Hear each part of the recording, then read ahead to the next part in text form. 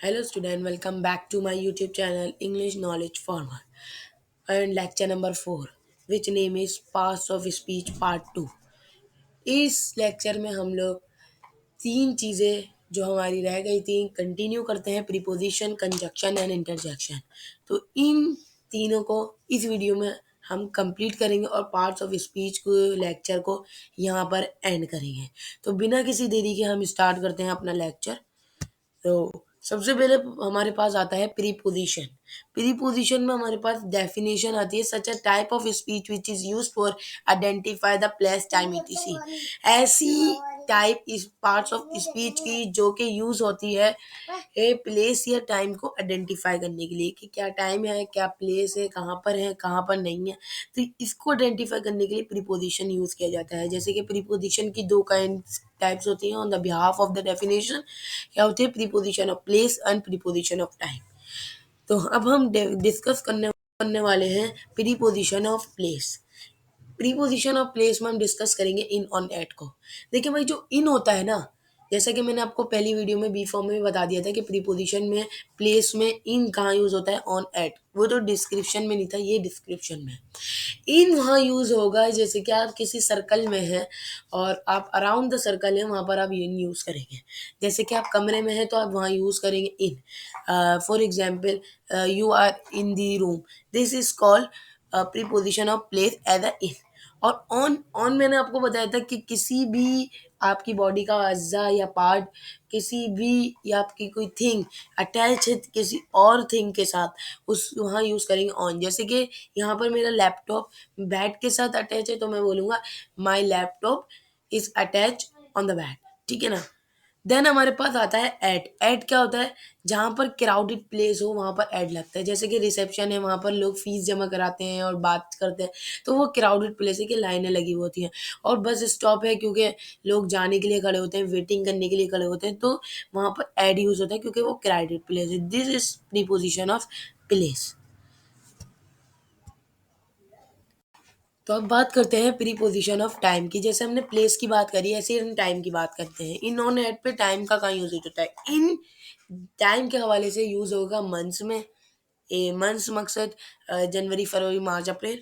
और सेंचुरी में 2016, 2008। ईयर में दो ईयर, ईयर मकसद 2022। ये एयर्स होते हैं। इवनिंग, मॉर्निंग और आफ्टरनून से पहले हमारे पास इन यूज होगा टाइम में। ऑन कहाँ यूज होगा? It is use in date. Date के साथ यूज होगा कि for example on 9 October, red letter day. ऐसा दिन जो साल में एक मरतबा है। और बर्थडे, आपकी बर्थडे की सालगिरह, Eid, Eid ul Azha, Eid ul Fitr. And weekend, weekend Saturday Sunday को कहते हैं, उनके साथ भी ऑन यूज होगा। At, it is use at night. Night के साथ एड यूज होगा। वीकेंड, वीकेंड सैटरडे संडे के साथ भी एड यूज कर सकते हैं। और टाइम, जैसे 2 o'clock, तो उससे पहले भी हम एड यूज करेंगे, जैसे एट 2 o'clock। ठीक है, ये था हमारा preposition of place and time. Then हमारे पास एक और चीज आती है, वो है कंजक्शन। कंजक्शन में क्या बोलते हैं? सच अ टाइप ऑफ स्पीच। ये एक टाइप है स्पीच की जहाँ पर जो कि दो सेंटेंसेस को ज्वाइन करते हैं, चाहे वो फ्रेजेस हो या क्लोजेस है।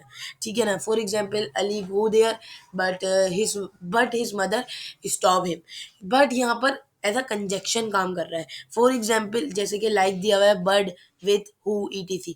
हु यहाँ पर एज अ रेसिप्रोकल प्रोनाउन कहलाता है क्योंकि ये सेंटेंस के बीच में होता है और ये ज्वाइन कर रहा होता है sentence. I get my salary but after 2 month. मैं अपनी सैलरी हासिल करता हूँ लेकिन 2 महीने के बाद। तो यहाँ पर बट जो है एज अ कंजक्शन यूज किया गया है। तो ये था हमारे पास कंजक्शन का टॉपिक। देन हमारे पास आता है इंटरजेक्शन। इंटरजेक्शन क्या होता है? Such a type of speech. ये भी एक टाइप है स्पीच की जो कि ऐसे अल्फाज होते हैं इंटरजेक्शन के रैंडमली, अचानक अचानक अचानक जबान से निकल जाए, अचानक टंग से फ्लो हो जाए, उसे हम इंटरजेक्शन में ही लेते हैं। जैसे कि ओ, आउच, शट, कूल। ठीक है ना। ये हमारे अचानक के कुछ वर्ड्स होते हैं। जैसे कि हमारे पास सेंटेंस है, आल्स माई कैट इज दैट। अफसोस कर रहा है यहाँ पर आल्स लगा के कि मेरी कैट जो है वो मर गई है। ठीक है, ये होता है इंटरजेक्शन। किसी भी चीज को देख के हमने रैंडमली कोई वर्ड या सेंटेंस बोला, उसे इंटरजेक्शन में शामिल किया जाता है। तो जैसे कि आप लोगों ने देखा कि हमने प्रीपोजिशन पार्ट्स ऑफ स्पीच में पार्ट 2 बनाया और प्रीपोजिशन, कंजक्शन और इंटरजेक्शन को कवर किया और पार्ट्स ऑफ स्पीच का लेक्चर को एंड कर दिया। अगर आपको ये वीडियो पसंद आई हो, लाइक, सब्सक्राइब, शेयर तो मस्ट कर दो ताकि नोटिफिकेशन और न्यू वीडियो आपके तक पहुंच सके। और और ये दूसरों तक भी शेयर करो ताकि दूसरों तक भी ये नॉलेज पहुंचे कि इंग्लिश बहुत ज़रूरी है लाइफ के लिए। ठीक है ना? तो फिर मिलते हैं नेक्स्ट वीडियो में नेक्स्ट लेक्चर के साथ। जब तक के लिए अल्लाह हाफिज़।